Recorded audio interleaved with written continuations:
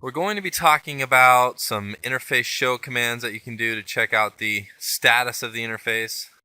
What the status of the interface actually means. There'll be a few different things you'll see as far as the interface status. What the clock rate command does and when it's necessary. Some IP naming commands that allow for name resolution from the router. And then the ultimate test of connectivity, your ping and trace commands. I've brought up a slide that shows the scenario I've set up in our sim. We've got two routers, Palestra 1 and Palestra 2, connected back to back with a serial cable. So it's just one little back-to-back connection simulating a WAN link. And what we're going to do is we're going to go in and look at the routers and see how we would test and verify connectivity between the two of them. Here's Palestra 1 in the simulator, and we're going to go in and take a look at the current situation with some of our show commands. Now, the first show command that I love is show running config. Running config allows me to go in and see how the router is currently configured. And I'm worried about interface serial 0 because that's the one that has the direct connection to Palestra 2. Right now, it is basically not configured, and I can see that the shutdown command is administered on the interface, which is a default configuration. So at the bare minimum, to get the interface up and up, which is the goal I'm after, to get it functioning, I have to enter the no shutdown command on that interface. There's one other command that we can do that will allow us to go in and look at the status of serial 0 and see what the interface is actually doing. Show interface command, and I can just do show interface and hit enter, and it'll show me all the interfaces on the device, and it shows me the status of the interfaces as well. Right now it says serial 0 is administratively down. Line protocol is down. Now what it is basically for the serial interface, this first part refers to layer 1. Like if the cable were unplugged, it said down, things like that. The second part refers to layer 2, like layer 2 encapsulation. Again, layer 2 referring to the OSI model. If it says administratively down, that means the shutdown command is administered on the interface. So we're going to have to go to the interface and turn it on by typing in no shutdown. So I type go to global mode with configure terminal, type in interface serial 0, which is the interface I'm turning on, and I type no shutdown to turn the interface on. If I want to view it, I can do show running config and make sure that I don't see that shutdown command here. Let me do that again because some syslog messages popped up in the middle of my configuration, so it kind of made it a little bit harder to see. Show run. And right now I can see that the shutdown command is gone. And if I look at the interface, show interface, now maybe I don't want to see all interfaces. I'm just worried about serial 0. I'll just type in show interface, S for serial, 0, hit enter, and it shows me just serial 0. What this tells me right here, it says serial 00 or serial 0 is up, line protocol is down. Notice it does not say administratively down, it just says is up, line protocol is down. Now what this is telling me is that layer 1 has been turned on. I've basically turned on the interface and there's a cable plugged into it. Now, if the router at the other end is down, this could also say is down right here instead of is up. If the cable were unplugged, it would say is down. So the only time that it's going to say is up is if both routers are up, the cable is connected, everything along with layer 1 is good. Layer 1 being the physical layer of the OSI model. The next step we would want to is go in and get line protocol to be up. That would be layer 2 functioning correctly. And so let's go in and get that line protocol up. Here's the Palestra 2 router now in the simulator. And what I'm going to do is I'm going to go check out everything on this end and see what I can do to get this line protocol up. If I do show interface serial 0, and that's the interface that's connected to Palestra 1, it says is up. Again, physical layer, we know Palestra 1 is up. It's not administratively down or anything like that, but line protocol is down. There are two possible things that can make this line protocol down. one being the layer 2 encapsulation used. Now, for an Ethernet interface, it's ARPA or Ethernet 2. ARPA would be the encapsulation. We can't really change that on an Ethernet interface, otherwise it wouldn't be Ethernet anymore. But for serial interfaces, you have multiple different types of layer 2 encapsulations. Notice it says encapsulation HDLC. HDLC is the default layer 2 encapsulation for Cisco routers. Before we go any further, let's take a look, or a little bit closer look, at some additional layer 2 encapsulations and a little bit more overview of what layer 2 encapsulation is, just to clear up any questions you might have. On my slide here, I've put up a few different encapsulation methods. HDLC stands for High Level Data Link Control Protocol. And again, a protocol is a set of rules used to carry out a particular task. This is a task for encapsulating traffic at layer 2 of the OSI model. This is a Cisco proprietary protocol, meaning if you're not Cisco, you're not going to be using this protocol. Point-to-point protocol is a multi-vendor layer 2 encapsulation. So if one router on one end is Cisco, the other one on the other end is Alcatel or 3Com, different type of router, then we would use PPP, because the 3Com router would not be able to work with HDLC at layer 2. A couple others would be frame relay and ATM. Frame relay would use for a frame relay connection. ATM would be used for an ATM connection. PPP can go out over T1 lines. ISDN has a lot of flexibility and a very popular protocol. Plus, it has authentication. Let's look a little bit closer at where these protocols are used, just a little bit review of the OSI model. The OSI model, again, is a 7-layer model, and it's really broken down to the use of 4 protocols. There's an actual 4-layer model with 4 protocols used to get this to function. Now, application layer in the 4-layer model would be an application protocol like FTP, something like that. Transport layer is where TCP functions. And again, that takes the package from, let's say, the FTP application, takes a big package and breaks it up into smaller packages called segments. Now, each one of these segments has to be ordered, and the information on how to put the segments back together has to go into the header of each segment. So that information would go here in the header of those segments. So when the receiving computer got all the segments, it could put them back together. IP at the network layer, and this is actually called the internet layer if you're just using the 4-layer model instead of the 7-layer OSI model. This takes each one of those segments and makes it a packet by putting the IP information on it. So it makes it a packet at this point. Now, layer 2, this is layer 2 right here. Different protocols that are used at layer 2 depending on what type of line you're going out of, like Ethernet 2, also known as ARPA. PPP could be used to package up this packet further. HDLC, again, depending on the environment you're using, will determine the layer 2 protocol. So the main differences between a T1 line, ISDN line, frame relay are all at layer 2 and below. What speeds, what hardware, what layer 2 encapsulation. So HDLC just happens to be the encapsulation we're using when we have all Cisco equipment as the default. So the key thing about this is if you have 2 devices connected, they have to match. One end can't use PPP and the other end using HDLC. They both have to use the same protocol. If they don't use the same encapsulation protocol, then they're not going to be able to communicate.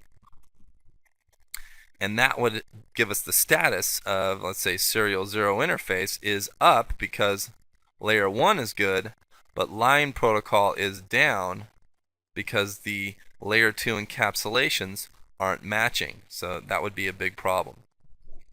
Let's go back to the routers and take a look at getting that interface up and up. I've brought my simulator back up, and we can see Palestra 2 is using HDLC at layer 2 of the OSI model. Let's take a look and see what Palestra 1 is using. Do a show interface serial 0, and we notice that interface serial 0 is up, line protocol is down, encapsulation is HDLC. So the layer 2 encapsulations match. Once I've verified that, there's one other thing I need to check out to make sure that these systems can be up, and that's what we're after. Is up, line protocol is up is what we want, because that means layer 1 and layer 2 are good. So there's one thing stopping us right now, and it's not the layer 2 encapsulation. In a back-to-back environment, we need a particular command that will allow us to bring our interfaces up and up. Let's talk about that. I've brought up the graphic representation of the slide here, and we can see Palestra 1 and Palestra 2 are connected back to back. Now, I've put in here DCE and DTE. In a back-to-back environment, meaning a cable directly connecting these two routers, normally we would connect to a service provider. There would be some modems going on in here, and the modems do timing for the link. So in a back-to-back environment, we don't have anything timing the link. There is no service provider or anything in between these routers. So one of the routers has to do the timing for the link. They have to set up some sort of timing scheme on how they're going to send this data out. The DCE router becomes the router that's going to be doing the timing. Data communications equipment, data terminal endpoint, or data communication endpoint. There's a couple different terms you'll see for DCE. But basically what's happening is this DCE end needs to do the clocking for the link. How do I know? Or what makes this end DCE as opposed to Palestra 2 being DCE? And what it is, it's the actual cable that determines what the DTE and the DCE end is. There's a little chip in here at the actual end of the cable that marks the cable, one end of the cable being DCE and one end of the cable being DTE. The router detects that little chip at the end of the cable here and determines whether it has the DCE end or the DTE end. We need to know which one's DCE and DTE. If the cable is not labeled, and usually it will be, it'll have a little label on there saying, hey, this is the DCE end, then we have to go in and figure out which end is the DCE. So if it's not labeled on the cable, we're going to have to figure that out. Let's go back into the router and take a look at how we can figure that out. There is a command that we can use. Show controllers serial 0, and what I do is I don't have to type serial 0 and it'll show me control information for both ends, but I just type in show controllers serial 0, and what I do is I'm on Palestra 1 and I look at this third line right here. It says V35, that's the type of cable it is, in DCE cable. That means this end is the DCE. If I go to Palestra 2 and do show controllers, I look up here. Notice here it says V35 DTE cable. And really, the cable is what is determining this. And all this means is the DTE end of the cable is plugged into Palestra 2. So, I have to make Palestra 1 do some clocking for the link. So I will go into interface serial 0 from global mode, and the command I use is clock rate, and I can put a clock rate in there. Question mark gives me all the different clock rates I have, and it's just basically, it doesn't affect the bandwidth, but just the timing scheme that it's going to use for communication. And I'll go clock rate, I'll just pick one of them here, and 64,000 is one I use quite a bit in my class. Now, what that does is, since the timing is set up for the link and the layer 2 encapsulations are the same, notice it says line protocol and interface serial 0 is changed state to up. So if I do show interface serial 0, it says is up, line protocol is up. That's what I want. I know layer 1 and layer 2 of the OSI model are functioning. So if I am not able to communicate to the other end, it's got to be a layer 3 issue, meaning an IP addressing issue. This is the very first thing I look at. If I'm troubleshooting connectivity between routers, I'll look at the interface and I'll go make sure that serial interface that I'm connecting with, or whatever interface it is up, and the line protocol is up. That's how I verify layer 1, layer 2. If this were down, meaning layer 1 down, I'd check cabling and make sure the router at the other end is turned on. If it says serial 0 is up, line protocol is down, then there's, again, two things. It's either the layer 2 encapsulation is not matching on both sides, or if you're using PPP, it might not be authenticating if you're using authentication. We'll look at that a little bit more detail in another video. Or the clock rate is not set on back-to-back environment. Show run, real quick, easy way for me to check out the clock rate here. I can see clock rate 64,000. Notice, I still don't have an IP address. And the interface is saying is up, line protocol is up. So again, that's layer 1, layer 2. It has nothing to do with layer 3. I still can't ping from Palestra 1 to Palestra 2 because I don't have an IP address to ping. So I've got to go in and set up IPs now to verify or to have total connectivity between the two devices. So let's set up a couple of IPs here, and we can go in and test and make sure we can ping. Let's say I forgot how to set up an IP. Show run. I go in, I forget things all the time. That's what I love about this device and the show run command. Interface serial 0, I need to set an IP on Palestra 1 and Palestra 2. I forgot the command. So right here I can look, it says no IP address. So if I want to set an IP address, I can simply use the IP address command. Oh yeah, I remember now. I'm in global mode. Everything I see from here is a valid command. So it says interface serial 0. So I'm going to type that in first.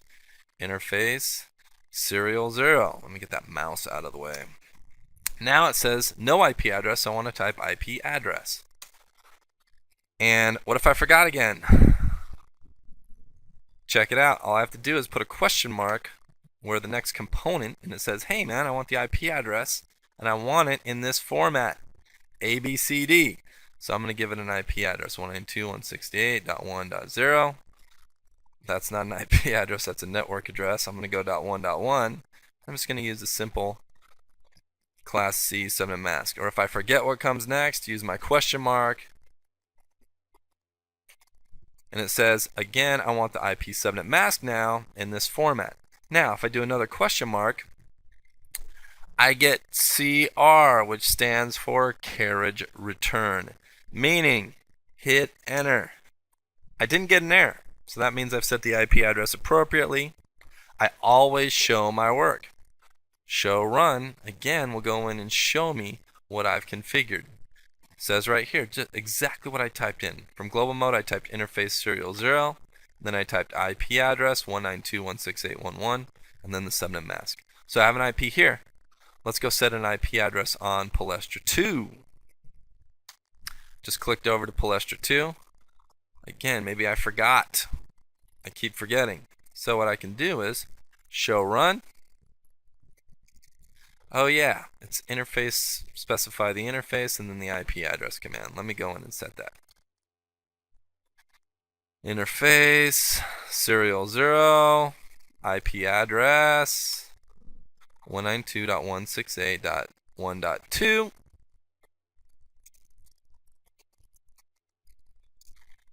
Enter, done. Want to see my work? Show running config. If I just hit the tab, it'll complete it for me.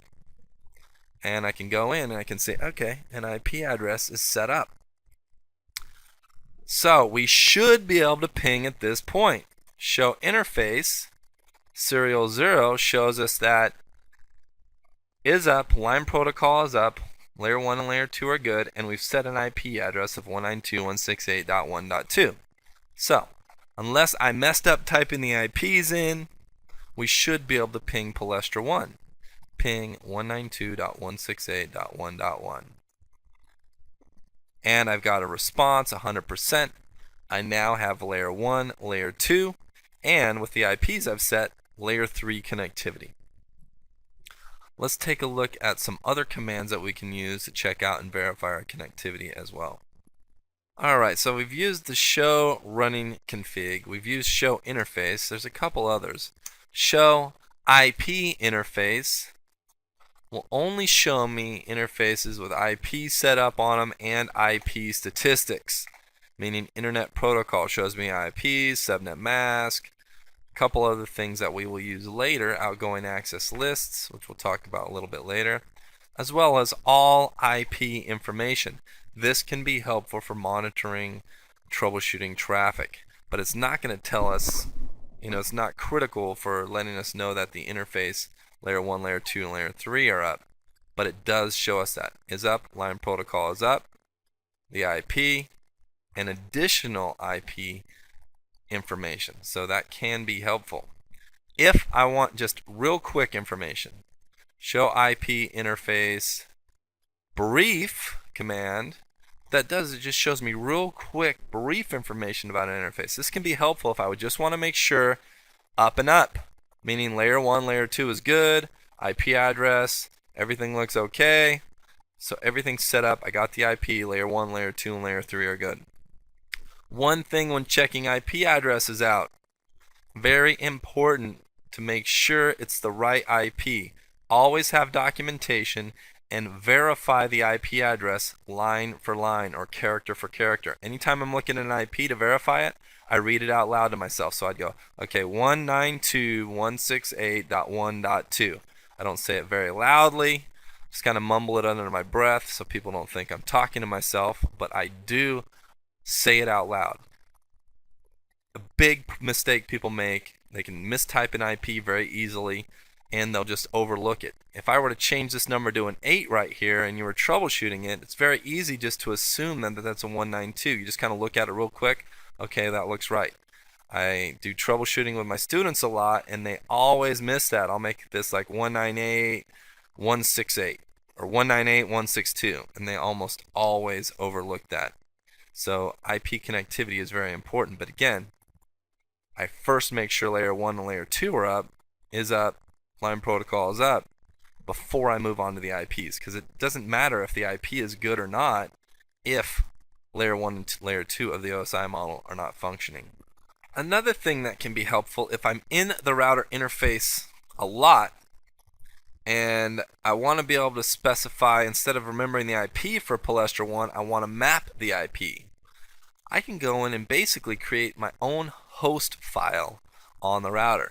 I go IP host, and then if I forget, I just use my question mark word. It wants the name of the host, Palestra 1, and then specify the IP address of Palestra 1.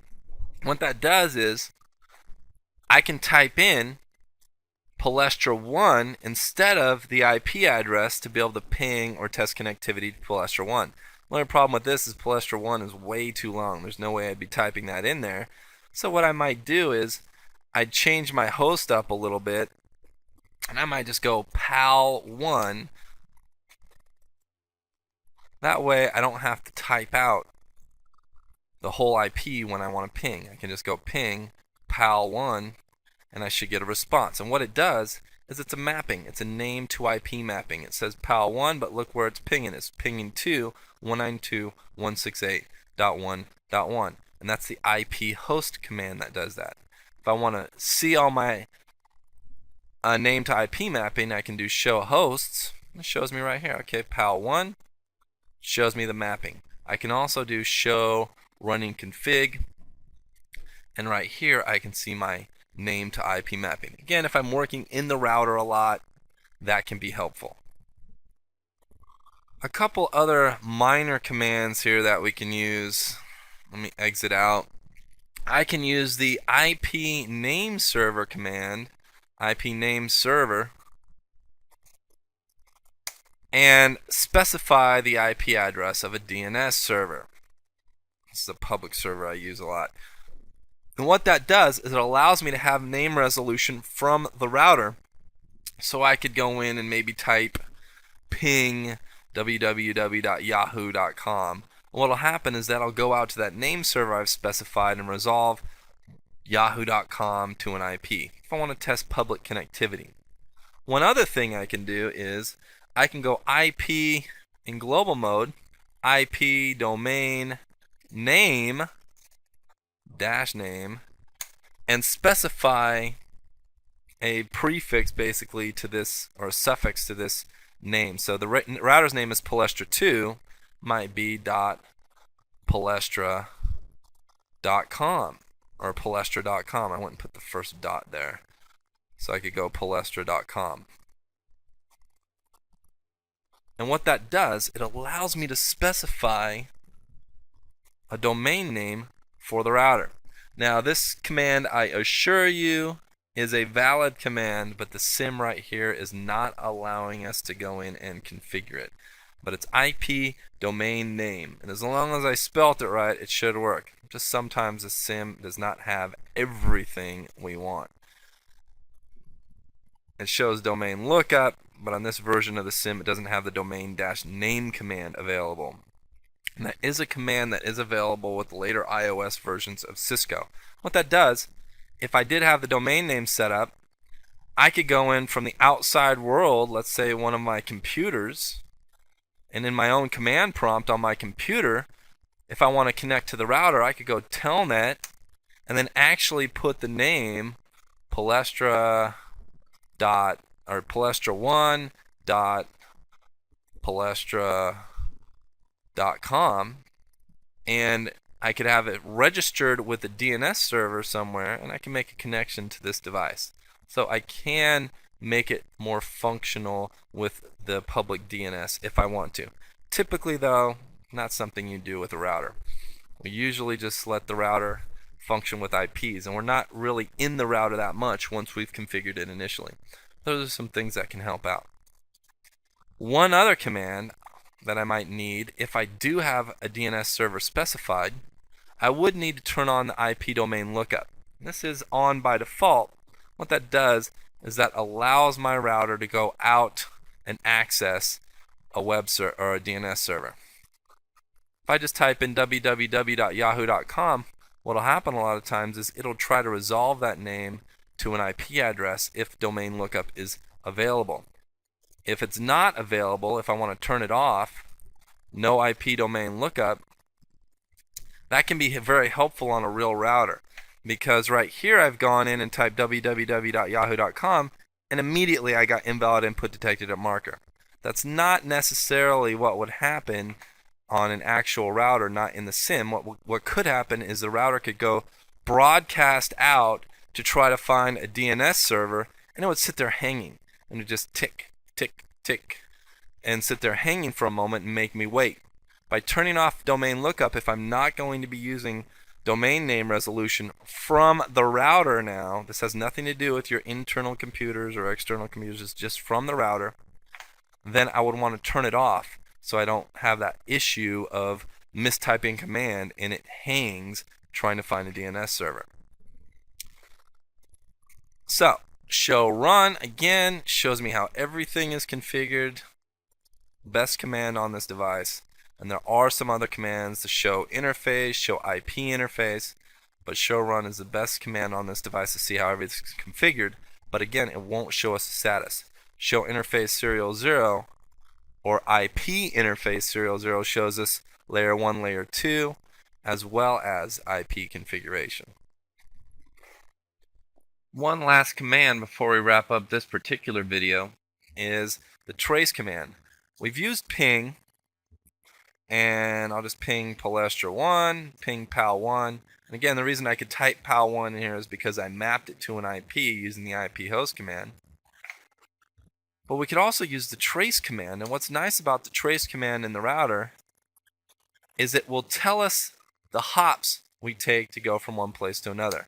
My trace command isn't resolving the name for me, so I'm going to have to put the IP. But it shows me, typically I could put PAL1 here, by the way. Again, simulator, not full functionality, 99% of it, but some problems. Trying to escape sequence to avoid tracing route to 192.168.1.1. What it does is it shows me one hop away, 20 milliseconds, 60 milliseconds. Got it. So it shows me connectivity. If I had to go through 10 routers to get to the Palestra 1 router, it would show me each one of those hops. You might say big deal, whatever, but this trace command would show me where it stopped responding as well. So if there was one router down, I use a trace command to get from here with Placer 2 to Placer 1, and it's 10 routers away. If I stop receiving response at the 5th router, then I know about where the problem in the network is. So it can be very helpful to pinpoint a network connectivity issue if you're passing through multiple routers, as well as if some of these times seem excessive. You might see 20 milliseconds, whatever, and then you see one that's like 100 milliseconds. That might be a bottleneck in your network. So that could be very helpful. So ping and trace are very helpful commands when troubleshooting connectivity at layer 3 of that OSI model. Again, if we have up and up, we can ping or use trace route to get to our destination. What that tells us is that layer 1, layer 2, and layer 3 of the OSI model are functioning. So we have talked about the interface show commands, the status messages, what they mean, the clock rate command. Again, in a back-to-back environment, we need that clock rate. IP naming commands to make it a little easier instead of having to type IPs in all the time, and the ping and trace commands to help us troubleshoot this connectivity.